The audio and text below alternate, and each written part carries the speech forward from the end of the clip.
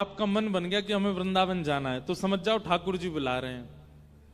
आप रांची एयरपोर्ट से फ्लाइट में बैठ गए दिल्ली के लिए, तो समझ जाओ ठाकुर जी बुला रहे हैं। दिल्ली सेफली लैंड कर गए तो समझ जाओ ठाकुर जी बुला रहे हैं। दिल्ली एयरपोर्ट से टैक्सी में बैठ जाओ वृंदावन के लिए, तो समझ जाओ ठाकुर जी बुला रहे हैं। लेकिन जैसे ही वृंदावन में प्रवेश कर जाओ तब समझना कि नहीं, ठाकुर जी नहीं, श्री जी बुला रही थी, तभी हम आ पाए। क्यों? अकेले ठाकुर जी बुलाएंगे ना तो हो सकता है रांची एयरपोर्ट पे ही फ्लाइट कैंसिल हो जाए, तो हो सकता है हवाई जहाज उड़ के वापस लौट आवे, तो हो सकता है दिल्ली में टैक्सी ना मिले, हो सकता है टैक्सी पंचर हो जाए, हो सकता है ड्राइवर को कुछ हो जाए। वृंदावन की सीमा पर पहुंचने तक यही सोचिए ठाकुर जी बुला रहे हैं, क्योंकि बीच में आपका प्लान कैंसिल हो सकता है। पर वृंदावन प्रवेश कर जाओ तो समझना कि नहीं नहीं, श्री जी बुला रही हैं, किशोरी जी बुला रही थी। क्योंकि किशोरी जी बुलाएंगी तो आप प्रवेश कर ही जाओगे। अच्छा, एक बात और, वृंदावन जाती तो दुनिया है, पर जो वृंदावन में अपना मन, अपना भाव, अपनी बुद्धि, अपने सर्वांगीण भावों को छोड़ आवे, वो रांची आकर के भी विरह व्याकुल है, उसका मन नहीं लग रहा है अब किसी कार्य में, अब बस मन वृंदावन वृंदावन रट रहा है, तब समझो प्रिया प्रियतम ने बुलाया, दोनों ने बुलाया। तभी आपका शरीर चाहे जहां चला जाए पर आपका मन वृंदावन का स्मरण कर रहा है, वृंदावन को याद कर रहा है। वृंदावन साधारण नहीं है भैया। कनक कूट कोटिक लग तजिए, भजिए कुंवर कन्हैया, वृंदावन सांचो धन भैया। वृंदावन सामान्य नहीं है। वृंदावन प्राप्त हो जाना, वृंदावन में प्रवेश हो जाना, वृंदावन से रुचि हो जाना, सब भगवत कृपा है।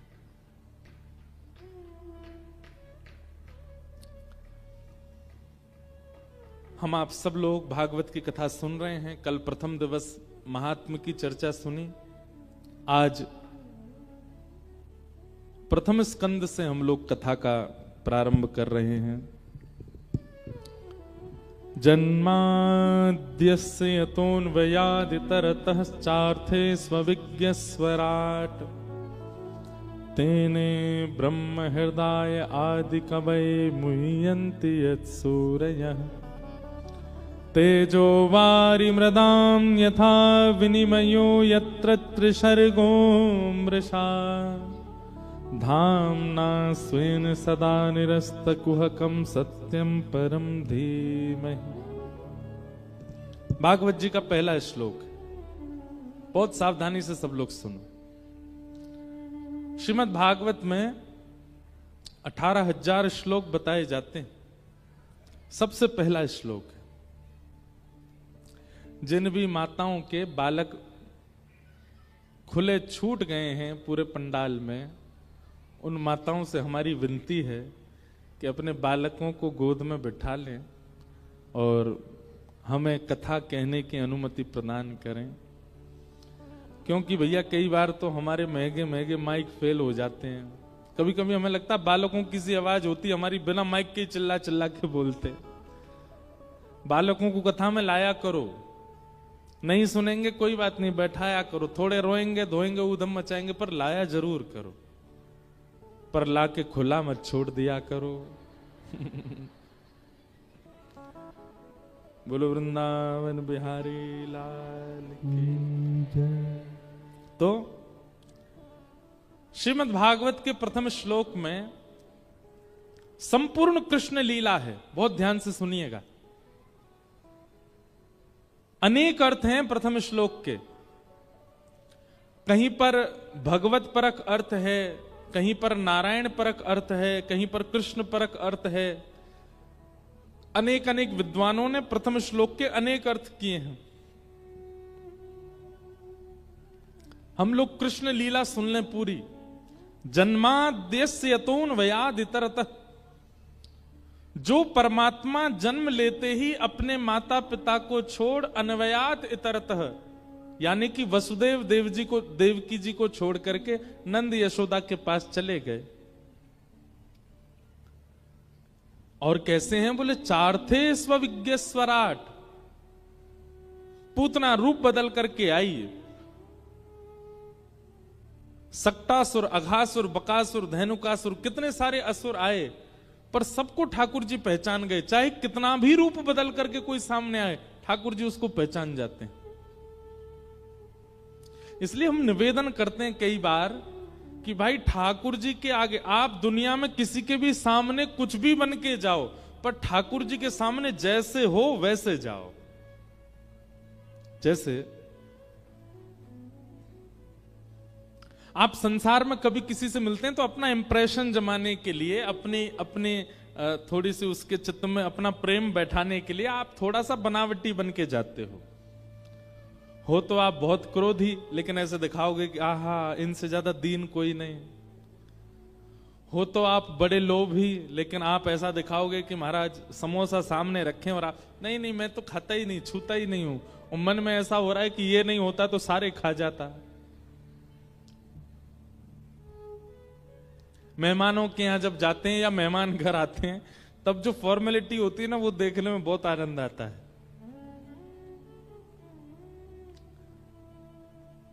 अच्छा, मेहमानों के घर आना या मेहमानों के यहां जाना, उसमें एक बड़ी विचित्र सी एक स्थिति होती, पता नहीं आपने अनुभव किया कि नहीं। ना खाओ तो वो लोग कहते हैं कि हमने इतने भाव से मंगाया, इतने प्रेम से मंगाया, और कई बार खाने लग जाते हैं तो फिर उनके मन में यह भी आ जाती है कोई भूखा ही आया था क्या, सभी खा रहा है। पता नहीं आपको अनुभव हुआ कि नहीं, हमको तो कई बार, अब तो नहीं होता, अब तो हम मेहमानों के यहाँ ना जाते हैं ना आते हैं, हम तो कथा करने जाते हैं। अब तो बचपन में जब हमारे यहाँ कोई मेहमान आते तो वो एक के बाद एक समोसा खाते रहते, तो हमें लगती है सुबह भूखे ही निकले घर से, एक आध छोड़ के नहीं जाएंगे हमारे लिए। तो ये बनावटीपना जो है, इसको व्यवहार कहते हैं। क्या कहते हैं? ये व्यवहार सब निभाते हैं संसार में। भाई देखो, मैं किसी का पुत्र हूं, किसी का भाई हूं, किसी का मित्र हूं, किसी का सखा हूं, लेकिन इस समय जैसे ही मैं यहां प्रवेश किया पंडाल में, तो मैं भी एक व्यवहार निभाया। मैं महाराज जीवन के आया हूं, मैं भी एक व्यवहार निभा रहा हूं, एक महाराज बन के। आपके झारखंड में और बिहार में तो महाराज बाबा ही बोलते हैं, चाहे महाराज जी आ जाएं, चाहे गुरु जी आए, सब बाबा ही बोलते हैं। आज सुबह सुबह हमको कोई बोला बाबा राम राम, तो हमने कही यार उम्र तो हमारी इतनी नहीं है, बाबा क्यों बोल रहे हो? तो फिर बोले महाराज जी हमारे झारखंड में पंडितों को, गुरुजियों को, सबको बाबा ही बोलते हैं। एक बार हमारी बिहार में कथा हो रही थी, तो वहां हम क्रिकेट खेलने जाते थे। तो क्रिकेट का कोई मैदान नहीं था, तो कथा पंडाल के बगल में ही जगह थी, वहीं खेलते थे। तो जितने श्रोता थे वो पहले हमारा क्रिकेट देखते थे, और उसके बाद हम चेंज करके आते, फिर उनको कथा सुनाते थे। तो जब हम क्रिकेट खेलते थे तो सारे श्रोता चारों तरफ बैठ करके बाबा छक्का, बाबा चौका, बाबा छक्का, सब यही चिल्लाते थे। सुनने में बड़ा अटपटा लगता था, लेकिन यहां बाबा ही बोलते। तो व्यवहार, ये व्यवहार संसार में निभाइए। व्यवहार संसार के लिए रखिए, ठाकुर जी के लिए नहीं। ठाकुर जी के सन्मुख व्यवहार नहीं होना चाहिए, ठाकुर जी के सन्मुख तो वास्तविकता होनी चाहिए। आप जैसे हो वैसे जाइए। क्यों? क्योंकि चार थे स्वविज्ञ स्वराट, वो अभिज्ञ हैं, सब जानते हैं। व्यवहार उसके सामने किया जाता है जो आपको नहीं पहचानता, जो आपको नहीं जानता, आपके मन को नहीं जानता, उसके सामने आप व्यवहार करते हो। पर जो आपको जान जाता है उसके साथ। अब देखो एक और बात, जैसे नए नए मित्र बनते हैं तो प्रारंभिक समय में व्यवहार करते हैं, पर जैसे जैसे उठना बैठना ज्यादा होने लग जाता है तो फिर व्यवहार छोड़ दिया जाता है, सहजता। उसको हम फिर बोलते भाई अब फॉर्मेलिटी मत कर, अब तो हमारी दोस्ती पुरानी हो गई। विवाह में भी पति पत्नी प्रारंभिक समय में व्यवहार करते हैं, लेकिन जैसे 1-2 साल निकल जाते हैं शादी के, फिर व्यवहार नहीं होता, फिर फॉर्मेलिटी नहीं होती, फिर वास्तविकता होती है। ठाकुर जी के सन्मुख पहले क्षण से ही व्यवहार नहीं होना चाहिए। वास्तविकता, आप जैसे हो वैसे जाओ। क्यों? चार्थे स्वविज्ञ स्वराट, वो अविज्ञ हैं, अनविज्ञ नहीं है, सब जानते हैं।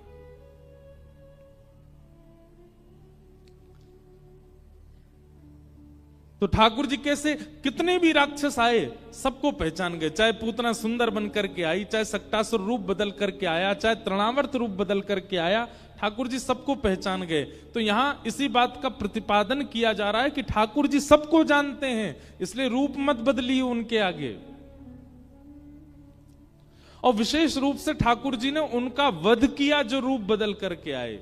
ठाकुर जी को व्यवहार प्रिय नहीं है, वास्तविकता। तेने ब्रह्म हृदय आदि कवये मुह्यन्ति यत्सूरय, जिन्होंने ब्रह्मा आदि कवि को भी अपनी लीला से उसके मोह को, उसके भ्रम को दूर किया। गिरिराज धारण करके इंद्र को भी अपना आस्वादन करा दिया। तेजो वारी मृदाम यथा विनिमयो यत्र शर्गो मृषा। बहुत सावधानी से सुनिएगा। पृथ्वी, जल, अग्नि, वायु, आकाश, ये पंच तत्व हैं।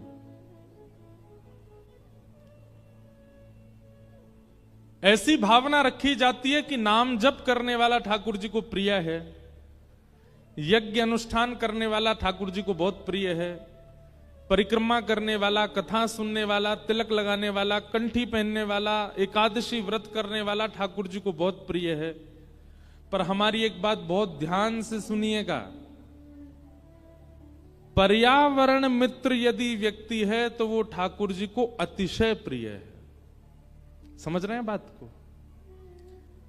पर्यावरण मित्र वृक्षों से प्रेम करता है, वातावरण को शुद्ध रखने का प्रयास करता है, पृथ्वी को स्वच्छ रखता है, वायु की शुद्धता की चिंता करता है, नदियों की गंदगी की चिंता उसके चित्त में है। ऐसे व्यक्ति की चिंता ठाकुर जी को होती है फिर, क्योंकि स्वयं श्री कृष्ण भी पर्यावरण से बहुत प्रेम करते हैं। हमारे ठाकुर जी को महल बिहारी नहीं कहा जाता, क्या कहा जाता? कुंज बिहारी। क्या कहते हैं? कुंज बिहारी। ठाकुर जी महलों में नहीं रहते। हमारे वृंदावन के ठाकुर जी कहां रहते हैं? लता गुल्म वृक्षों में रहते हैं। कुंज बिहारी, वृक्षों से प्रेम। हमारे ठाकुर जी को गिरिवरधारी कहा जाता है, पर्वतों से प्रेम। हमारे ठाकुर जी को यमुना पुलिन बिहारी कहा जाता है, नदी से प्रेम। हमारे ठाकुर जी वृंदावन में माटी खाते हैं, पृथ्वी से प्रेम। पृथ्वी, अग्नि, जल, वायु, आकाश। भगवान ने 2 बार दावाग्नि पी है, भागवत में कथा आती है। ठाकुर जी 2 बार अग्नि पी गए वृंदावन की लीला में। अग्नि की पवित्रता का भी ध्यान रखते हैं।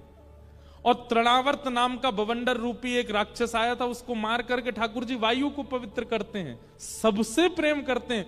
पर्यावरण शुद्धिकरण का ही काम किया है श्री कृष्ण ने अवतार धारण करके।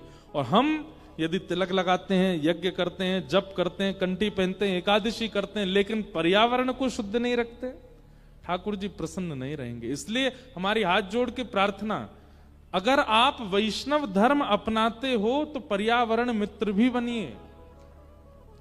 अगर आपके चित्त में पर्यावरण की चिंता नहीं है तो आपके द्वारा किए गए व्रत, नियम, धर्म, अनुष्ठान आदि आदि, इनसे ठाकुर जी प्रसन्न नहीं होंगे। ठाकुर जी को पर्यावरण बहुत अच्छा लगता है। हमारे वृंदावन से तो हम थोड़े से उदास हैं। वृंदावन से उदास नहीं है, वृंदावन आने वाले और वृंदावन के प्रशासन के लोग वृंदावन के प्रति बिल्कुल चिंता व्यक्त नहीं करते। वृंदावन में वन नहीं बचे, वृंदावन में हम स्वयं वृंदावन निवासी हैं। 28 वर्ष की आयु हो गई। 28 वर्ष में पिछले 11-12 वर्षों में आचमन तक नहीं किया होगा अच्छे से यमुना जी का। है ही नहीं जल ऐसा आचमन कर सके। कभी कभी मन में बहुत चिंता होती है कि श्री ठाकुर जी को हम कैसा वृंदावन प्रदान कर रहे हैं। भीड़ तो बहुत हो रही है वृंदावन में, रसिकों की और दर्शनार्थियों की भीड़ तो बहुत हो रही है, पर ठाकुर जी को जो चाहिए वो वृंदावन हम नष्ट करते जा रहे हैं। इसलिए हमारी आपसे प्रार्थना है, हम तो चाहते हैं कि हम ऐसी कोई पहल लेकर के चलें। कथाओं में इतने वैष्णव आते हैं, इतने युवा आते हैं, वृंदावन को पुनः वन बनाया जाए, वृंदावन फिर से वन बने, वृंदावन में यमुना जी परम पवित्र हो जाएं, शुद्ध हो जाएं। हमारे ठाकुर जी शायद फिर से रमण करने लगेंगे वृंदावन में।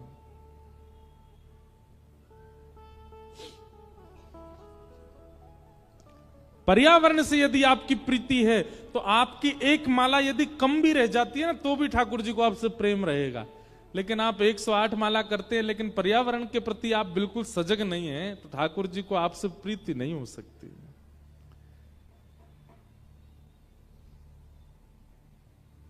इसलिए पर्यावरण मित्र बनिए। हमारे गोवर्धन में एक महाराज जी थे, उनका नाम था पंडित श्री गया प्रसाद जी महाराज। आप लोग आगे कभी गिरिराज जी की परिक्रमा करने जाओ तो हमारी कही एक बात सुनिएगा। दान घाटी पर श्री ठाकुर जी का मंदिर है, गिरिराज जी का, वहीं से अधिकतर परिक्रमा प्रारंभ होती है। तो वहां से जैसे ही आप परिक्रमा प्रारंभ करेंगे, थोड़ी सी ढलान है, नीचे की तरफ उतरेंगे तो करीब 1.5 किलोमीटर बाद ही आपके सीधे हाथ पर परिक्रमा मार्ग में पंडित श्री गया प्रसाद जी महाराज की समाधि है। वहां जाकर के थोड़ी देर एकांत में रज में बैठिएगा गिरिराज जी की सन्निधि में। आपको जो स्तुति आती है, आपका जो गुरु मंत्र है, आपको जो कीर्तन आता है, जो भजन आता है, वहां बैठ करके गिरिराज जी को सुनाइएगा। और फिर जो आपका अनुभव होगा उसको अपने मन में रखिएगा। हम कभी मिलें अगर भविष्य में तो हमको बताइएगा, निश्चित होगा। तलहटी गोवर्धन की रहिए, तलहटी गोवर्धन की रहिए। हमारे ब्रज में गाते हैं, एक पद है तल है। अच्छा, आप में से गिरिराज जी गए कितने लोग हैं? हाथ ऊपर करना।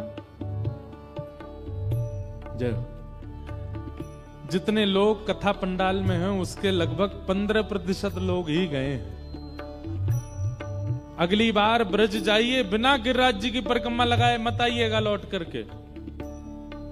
हम एक बात घोषणा करके कह रहे हैं कथा में, ठाकुर जी यदि आपसे प्रसन्न हो गए तो वृंदावन में 2 स्थान ऐसे हैं जहां ठाकुर जी आपको दर्शन दे सकते हैं। यदि मन बनाएंगे दर्शन देने का तो 2 ही स्थान हैं, या तो वृंदावन में यमुना का तट, वहां ठाकुर जी आपको दिख सकते हैं, या गोवर्धन की तलहटी श्री गिरिराज जी।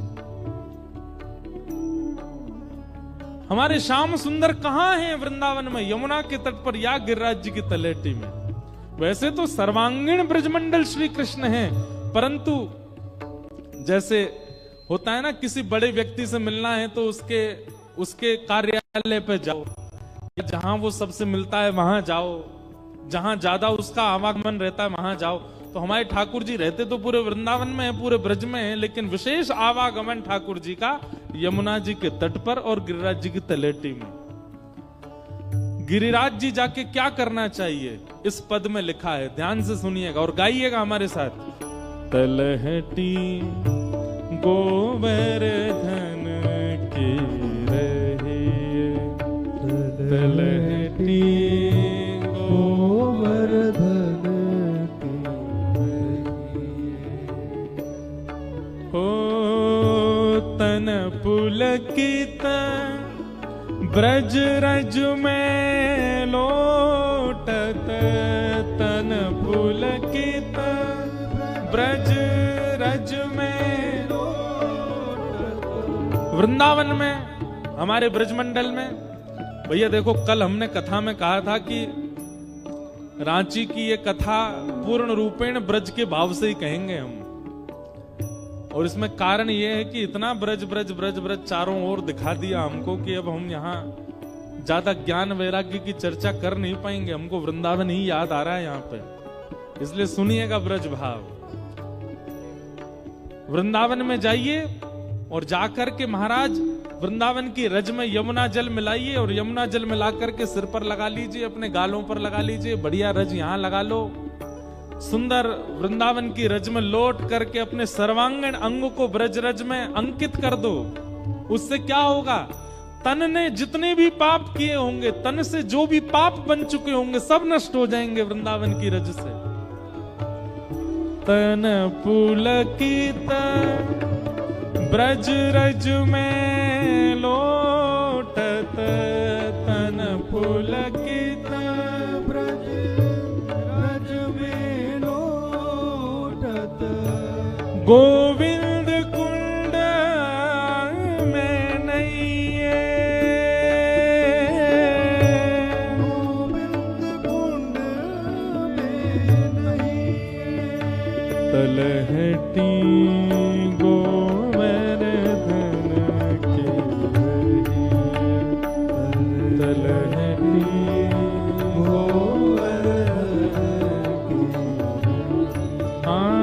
तलहटी गोवर्धन के रहे, तलहटी गोवर्धन के।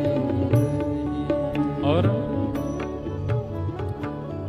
नित प्रतिमदन गोपाल लाल के, नित प्रतिमदन गोपाल लाल के, चरण कमल चित लइहे, चरण कमल चित लइहे। देखो, जितनी देर आप वृंदावन में रहते हैं उतनी देर ठाकुर जी के त्रिभंग चरण, ये नीचे चरण है ना ऐसे त्रिभंग चरण, श्री राधा रमण जी के त्रिभंग चरण, राधा वल्लभ जी के त्रिभंग चरण, इन चरणों का चिंतन करते रहिए। हम लोग क्या करते हैं, नेत्र बंद करके मुखमंडल का स्मरण करते हैं, राधा वल्लभ जी ऐसे, राधा रमण जी ऐसे, बिहारी जी ऐसे। नहीं, चरणों को गाड़ करके देखिए। बिहारी जी के तो चरण ही नहीं दिखते, साल में एक बार दिखते हैं बस। बहुत अनमोल वस्तु होती है ना, वो कभी कभी दिखाई जाती है। सोचो चरण कितने अनमोल हैं। ठाकुर जी मुख तो रोज ही दिखाते हैं अपना, चरण कभी कभी दिखाते हैं। इसलिए जब चरण देखने को मिले, ठाकुर जी के चरणों को गाड़ करके देखिए और उनको चित्त में बैठा लीजिए। और वृंदावन में जितनी देर रहो, बार बार नेत्र बंद करके त्रिभंग चरणों का स्मरण करते रहो। आप लोगों को ये बात यहां बैठ करके इलॉजिकल लगेगी, लेकिन जब वृंदावन जाओगे ना, तब आप याद करेंगे इस भाव को। ठाकुर जी के चरण कैसे हैं? संचिंतयेद भगवतश्चरणारविंदम वज्रांकुशध्वज सरोरुहलांचनाड्यम उत्तुंग रक्त विलसन नख चक्रवाल